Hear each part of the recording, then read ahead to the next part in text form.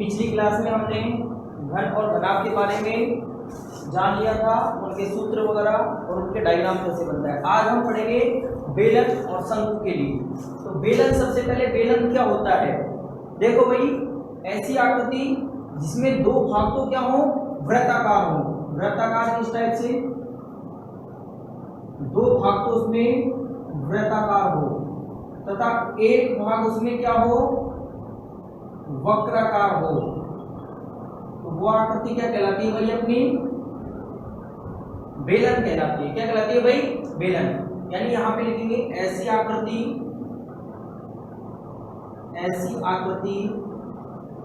जिसमें दो भाग वृत्ताकार तथा एक भाग वक्राकार हो, बेलन कहलाता है। देखो भाई, दो भाग वृत्ताकार, तो ये जो भाग हो गए ना, ये वाले भाग ये क्या कहलाएंगे, इसके वृत्ताकार।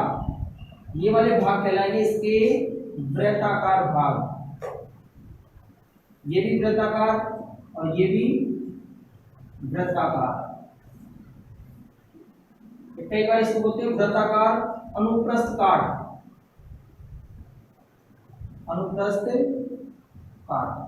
ठीक है भाई, तो ये अपना क्या हुआ, वृत्ताकार। और ये जो भाग है इसको बोलते हैं वक्राकार। अब आपने बेलन की आकृति कहां देखी होगी, जैसे अनाज रखने की टंकी,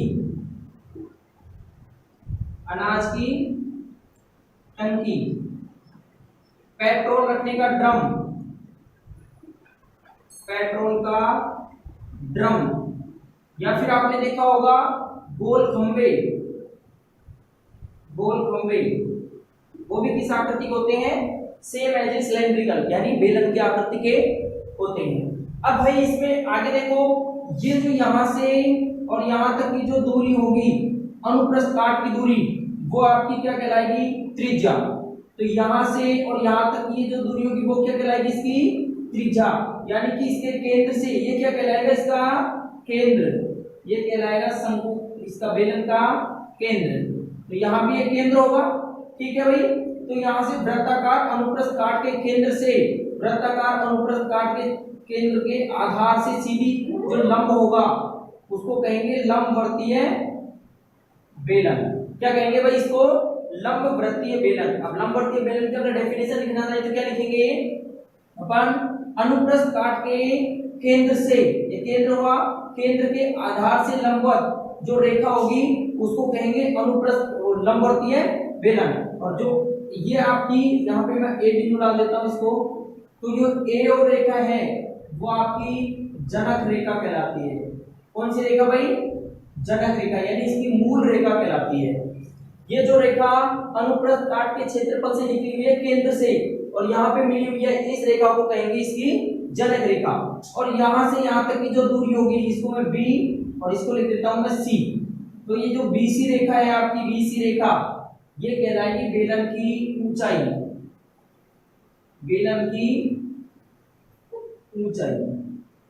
समझ में आ गया भाई। अपने केवल एक बेलन की बात की है कि ऐसी आकृति जिसमें दो भाग तो वृत्ताकार, ये दोनों भाग है ना, ये वृत्ताकार भाग होंगे, ठीक है भाई। और ये जो एक भाग होगा, ये वाला भाग, ये भाग कौन सा होगा, इसका वक्राकार भाग होगा। तो उस आकृति को क्या कहेंगे अपन, बेलन कहेंगे। ये जो भाग होगा, ये वाला भाग, इसको बोलेंगे इसका आधार बोलेंगे, क्योंकि एक सिरा नीचे टिका हुआ होगा इसका बेलन का, और एक सिरा कहां पे होगा, इसका ऊपर की तरफ होगा। अब अपन इसके फॉर्मूलास की बात करेंगे, इसमें कौन कौन से फॉर्मूले यूज किए जाएंगे।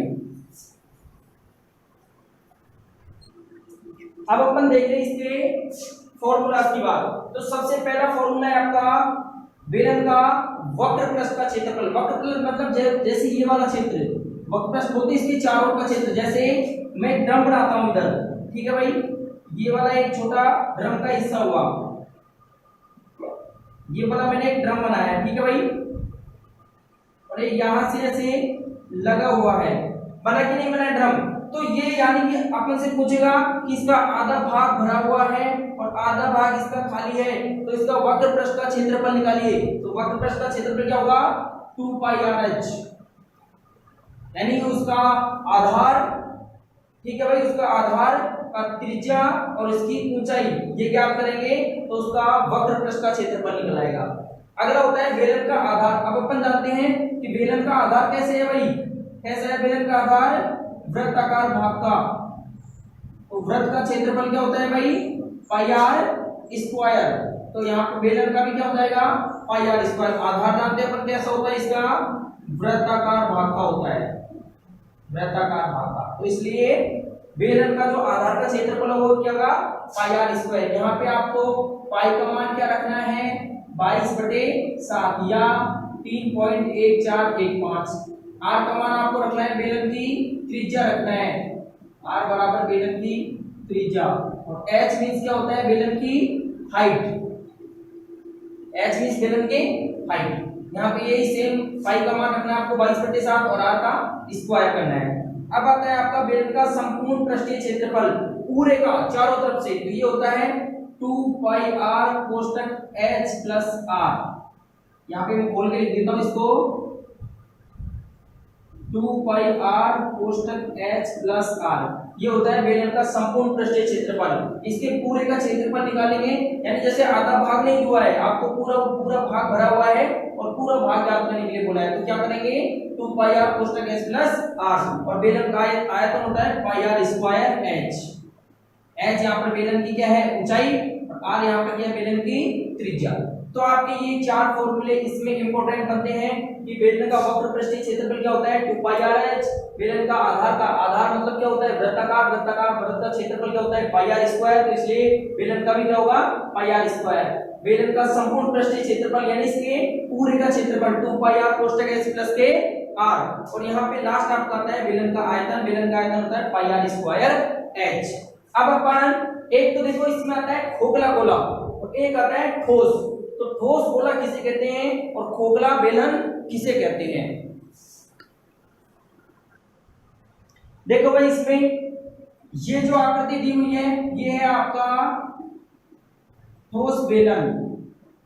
ठोस बेलन किसे कहते हैं, ऐसी आकृति जिसमें दोनों जो वृत्ताकार भाग है वो क्या हो बंद हो, यानी दोनों वृत्ताकार भाग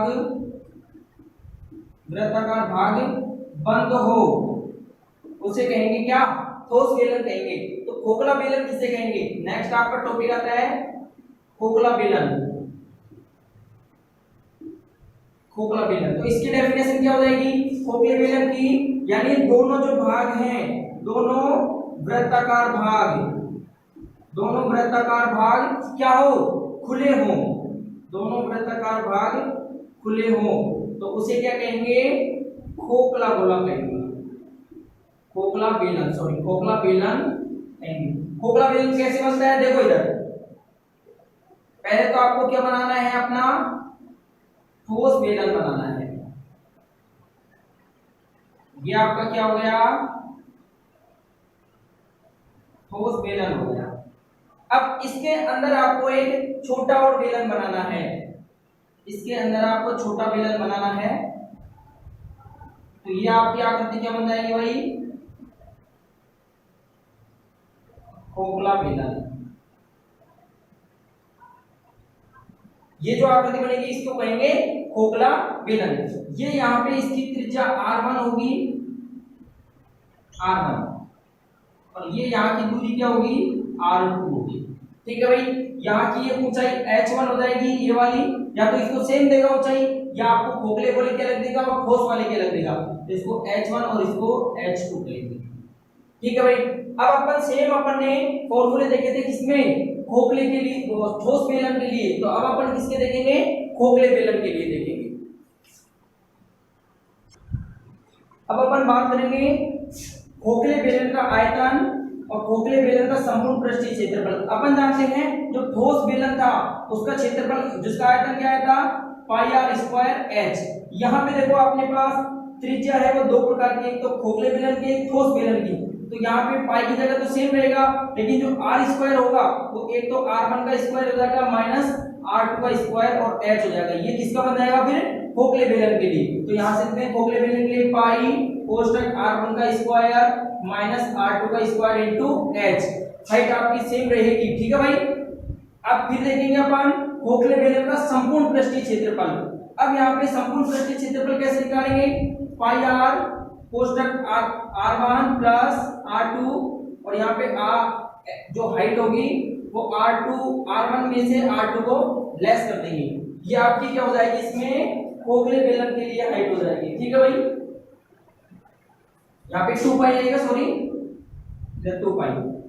2 पाई ये आपकी त्रिज्या हो जाएगी r1 और ये हो जाएगी इसकी हाइट हो जाएगी h ऊंचाई और r1 में से r2 को लेस कर देंगे। तो यहाँ पे ये किसका निकल जाएगा, संपूर्ण पृष्ठीय क्षेत्रफल का निकल जाएगा। 2 पाई r1 plus r2 कोष्टक h कोष्टक r1 minus r2, ठीक है ना। पहली आपकी जो त्रिज्या होगी उसमें से सेकंड वाली त्रिज्या को घटा देंगे तो आपके खोखले बेलन का क्या निकल जाएगा, संपूर्ण पृष्ठीय क्षेत्रफल। अब अपन नेक्स्ट टॉपिक के ऊपर बात करेंगे शंकु के लिए। अब अपन बात करेंगे शंकु की। तो शंकु क्या होता है, देखो भाई ऐसी आकृति जिसका एक भाग वृत्ताकार तथा एक सिरा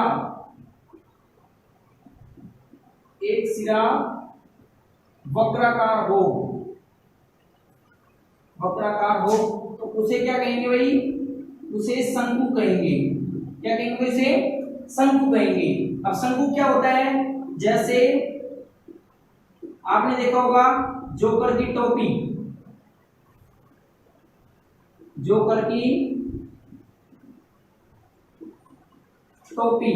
दूसरा आपने देखा होगा आइसक्रीम की कोन, जो कोन वाली आइसक्रीम आती है वो। तो क्या होता है शंकु अपन जानते हैं, देखो भाई जो दो इंक्लिनेड लाइंस साइलेंट रेखाएं, इनके ऊपर एक वृत्ताकार इस टाइप से आधार जुड़ा हुआ होगा तो इसको क्या कहेंगे भाई, शंकु कहेंगे। इसको क्या कहेंगे भाई, शंकु। ये यहाँ पे आपका V है, यहाँ पे आपकी केंद्र, इसको बोलेंगे अपने इसको केंद्र, शंकु का केंद्र। और ये जो यहाँ पे इसकी रेखा होगी इसको बोलेंगे रेडियस, इसको बोलेंगे L मतलब होता है इसकी तिर्यक ऊंचाई। शंकु में हमेशा इसकी तिर्यक ऊंचाई देंगे, ठीक है भाई। और यहाँ से अगर केंद्र को अनुप्रस्थ काट का क्षेत्रफल है उसके केंद्र को अगर इसके सिरे, इसको बोलते हैं इसका सिरे से मिला दिया जाए तो ये इसकी सीधी ऊंचाई हो जाएगी। क्या हो जाएगी भाई, इसकी सीधी ऊंचाई। ये इसकी तिर्यक ऊंचाई और ये इसकी क्या हो जाएगी, सीधी ऊंचाई हो जाएगी, ठीक है भाई।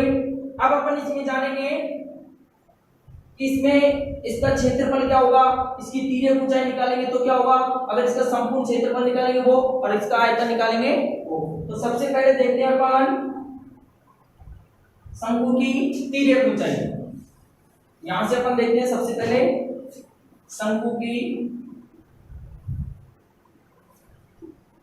तिर्यक ऊंचाई। तिर्यक ऊंचाई कैसे निकालते हैं भाई, L स्क्वायर इक्वल्स टू जो साधारण हाइट होगी और जो आपकी R होगी रेडियस होगी उसका स्क्वायर निकालते हैं आपकी तिर्यक निकल जाएगी।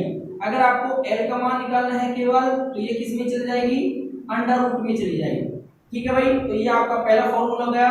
शंकु की तिर्यक ऊंचाई क्या होती है, L square equal to H square plus R square.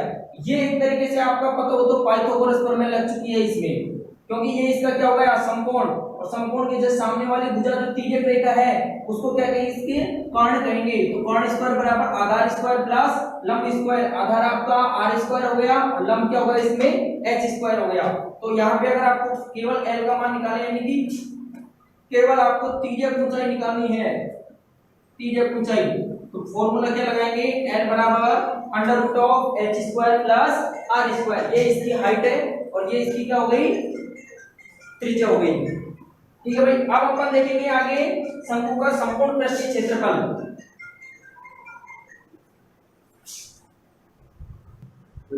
अब यहाँ से शंकु का संपूर्ण पृष्ठीय क्षेत्रफल, तो क्या होगा, शंकु का संपूर्ण पृष्ठीय क्षेत्रफल पाई आर कोष्टक n प्लस के आर, यानी तिर्यक ऊंचाई है, इसमें आपकी रेडियस जुड़ जाएगी।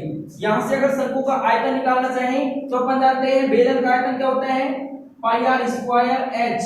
ये यहाँ से देखो इसका वॉल्यूम निकालना है कंप्लीट का, तो ये देखो कितने हिस्से हो गए इसमें, 1 2 और ये पूरा हिस्सा कितना हो गया, 3 हिस्से हो गए।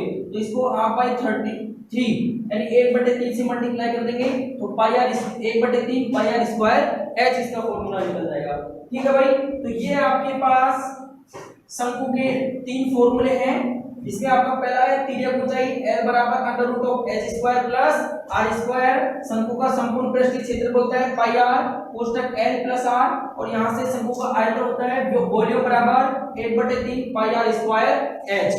ये जो आपको आज सबसे पहला टॉपिक आपने करवाया था घन, दूसरा अपन ने करवाया था घनाभ, तीसरा टॉपिक हो गया अपना बेलन, और चौथा टॉपिक हो गया अपना शंकु।